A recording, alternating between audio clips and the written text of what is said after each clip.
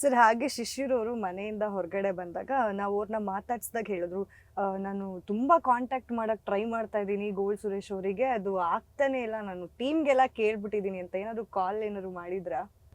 ಮಾತಾಡಿದ್ದೀನಿ ಮೇಡಮ್, ಶಿಶಿರ್ ಅವ್ರ ಹತ್ರನೂ ಮಾತಾಡಿದ್ದೀನಿ ನಿನ್ನೆ. ಸೊ ಮತ್ತೆ ಭೇಟಿ ಕಾರ್ಯಕ್ರಮ ಎಲ್ಲ ಲಾಯರ್ ಜಗದೀಶ್ ಅವರು ನೀವು ಎಲ್ಲ ಒಂದು ರಿಯೂನಿಯನ್ ಎಲ್ಲರೂ ಇದೀವಿ, ಎಲ್ಲರೂ ಭೇಟಿ ಮಾಡ್ತೀವಿ. ನಾವೆಲ್ಲರೂ ಕೂಡ ಒಂದು ದೇವಸ್ಥಾನಕ್ಕೆ ಹೋಗೋ ಪ್ಲ್ಯಾನ್ಗಳಿದೆ. ಅದನ್ನು ನೆನ್ನೆ ಜಗದೀಶ್ ಅವ್ರ ಹತ್ರನೂ ಪ್ರಸ್ತಾಪ ಮಾಡಿದ್ದೀನಿ. ಅದು ಬಿಟ್ಟರೆ ನಮ್ಮ ಶಿಶಿರ್ ಹತ್ರನೂ ಹೇಳಿದ್ದೀನಿ, ಅನುಷ್ ಹತ್ರನೂ ಮಾತಾಡಿದ್ದೀನಿ, ಶೋಭಾ ಹತ್ರನೂ ಮಾತಾಡಿದ್ದೀನಿ. ಶೋಭಾ ನನ್ನ ಸೊಸೆ,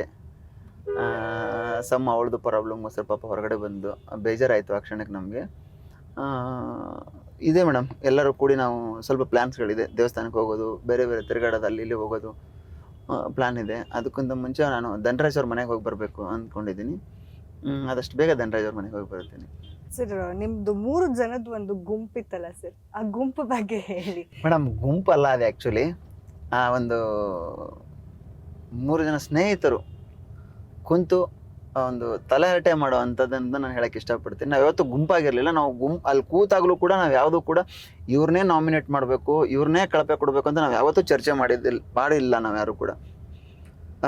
ಆ ಥರದೊಂದು ನಿಷ್ಕಲ್ಮಶವಾದ 3 ಜನರಲ್ಲಿರುವಂಥ ಫ್ರೆಂಡ್ಶಿಪ್ಪು.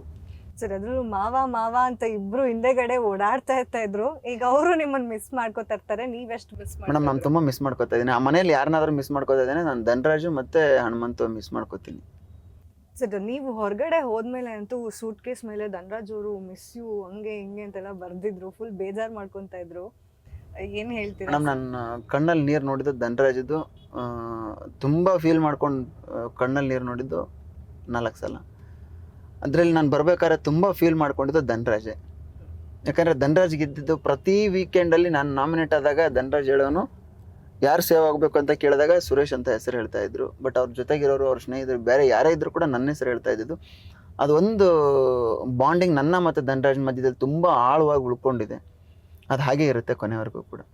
ಹನುಮಂತು ಅವ್ರ ಬಗ್ಗೆ ಹೇಳಿ ಸರ್. ಎಲ್ಲರೂ ತುಂಬಾ ಮುಗ್ಧ ಹಾಗೆ ಕ್ಲೆವರ್ ಕೂಡ ಅವರು ಅಂತ ಹೇಳ್ತಾ ಇರ್ತಾರೆ. ಸಾಕಷ್ಟು ಜನಕ್ಕೆ ಗೊಂದಲ, ಅವರು ನಿಜವಾಗ್ಲೂ ಬುದ್ಧಿವಂತರ ಅಥವಾ ಇಲ್ಲ ಅದೇ ತರ ಮುಗ್ದ್ರ ಅಂತ. ನೀವು ತುಂಬಾ ಹತ್ರದಿಂದ ನೋಡಿರೋದಕ್ಕೆ ಕ್ಲಾರಿಫಿಕೇಶನ್ ಮೇಡಮ್ ಇಲ್ಲ, ಆ್ಯಕ್ಚುಲಿ ನನ್ನ ಅಳಿಯ ಹೆಂಗೆ ಅಂದರೆ ತುಂಬ ಕ್ಲಿಯರ್ ಆ್ಯಂಡ್ ಕ್ಲಿಯಾರಿಟಿ ಇರುವಂಥ ಅಳಿಯ. ಯಾವುದೇ ಒಂದು ರೀಸನ್ ಕೊಡಬೇಕಾದ್ರೂ ಕೂಡ ತುಂಬ ಕ್ಲಿಯರಿಟಾಗಿ ರೀಸನ್ ಕೊಡ್ತಿದ್ದ ಅವನು. ನಾವು ಅದನ್ನು ಮನೆಯವರು ಆಗ್ತಿರಲಿಲ್ಲ. ಅವನು ಒಂದೇ ಮಾತಲ್ಲಿ ಒಂದೇ ವರ್ಡಲ್ಲಿ ಮುಗಿಸ್ತಿದ್ದ. ಆ ಥರದವನು ಅವನಿಗೆ ಆಟ ಹೇಗೆ ಆಡಬೇಕು ಅನ್ನೋದು ಮನೆ ಒಳಗಡೆ ಬಂದ ಮೇಲೆ ಅವ್ನು ತಿಳ್ಕೊಂಡಿದ್ದಾನೆ. ಅವನ ಆಟನ ಅವನು ತುಂಬ ಚೆನ್ನಾಗಿ ಆಡ್ತಾ ಇದ್ದಾನೆ ಇವಾಗ. ನೀವು ಕ್ಯಾಪ್ಟನ್ ಆಗೋದಕ್ಕೆ ಒಂದು ಸ್ವಲ್ಪ ಗೌತಮಿ ಅವರು ಫೇವರ್ ಮಾಡಿದ್ರು ಅನ್ನೋದು ಕೂಡ ಕೇಳಿ ಬರ್ತಾ ಇದೆ, ಹೌದಾ ಸರ್? ಏನಾದ್ರು ಮೇಡಮ್ ಆ ಥರ ಏನಿಲ್ಲ ಮೇಡಮ್. ಅಲ್ಲಿ ಇದ್ದಾಗ ಅವ್ರವ್ರ ಆಟ ಅವ್ರವ್ರು ಆಡ್ತಾರೆ. ಯಾರಿಗೂ ಕೂಡ ಅಲ್ಲಿ ಫೇವರಿಸಮ್ ಮಾಡಬೇಕು ಇನ್ನೊಂದು ಮಾಡೋ. ಯಾಕಂದರೆ ಗೌತಮಿ ಅವ್ರಿಗೂ ನನಗೂ ಆ ಥರ ನೋಡೋಕೆ ಬಂದರೆ 3 ವಾರ ತುಂಬ ಜಗಳ ಆಡಿದ್ದೀವಿ ಅವರು ನಾವು ನಾಮಿನೇಷನ್ ವಿಷಯದಲ್ಲಿ. ಅದರ ಹಿಂದಿನ ವಾರ ನಾನು ಗೌತಮಿ ಅವ್ರು ಯಾರು ಕ್ಯಾಪ್ಟನ್ ಆಗಬೇಕು ನಮ್ಮ ತಂಡದಲ್ಲಿ, ದುರ್ದಮಾಕ ಟಿ ವಿಯಿಂದ ಯಾರು ಕ್ಯಾಪ್ಟನ್ ಆಗಬೇಕು ಅಂತ ಹೇಳಿದಾಗ ನಾನು ಗೌತಮಿ ಆಗಲಿ ಅಂತ ನಾನು ಸಜೆಸ್ಟ್ ಮಾಡಿದ್ದು ಉಂಟು. ಅದಕ್ಕೋಸ್ಕರ ಅವರೇನು ಆ ಥರ ಫೇವರ್ ಮಾಡಿದ್ದಾರೆ ಅಂತ ನನಗೇನು ಅನಿಸಿಲ್ಲ ಮೇಡಮ್. ಮತ್ತು ನನ್ನ ಪೊಟೆನ್ಷಿಯಲ್ ನನಗೇನು ಅಂತ ಚೆನ್ನಾಗಿ ಗೊತ್ತಿತ್ತು. ನಾನು ಎಷ್ಟು ಹೊತ್ತು ಹಿಡಿಬಲ್ಲೆ ಆ ಥರ ಒಂದು ಸಿಲಿಂಡರ್ನ ಅಂತ ನನಗೆ ಗೊತ್ತಿತ್ತು. ಆ ಥರ ಫೇವರಿಸಮ್ ಮಾಡಿದ್ದಾರೆ ಅಂತ ನನಗೇನು ಅನಿಸಲ್ಲ ಮೇಡಮ್. ಗ್ಯಾರಂಟಿ ನ್ಯೂಸ್, ಸುದ್ದಿ ಖಚಿತ, ನ್ಯಾಯ ನಿಶ್ಚಿತ.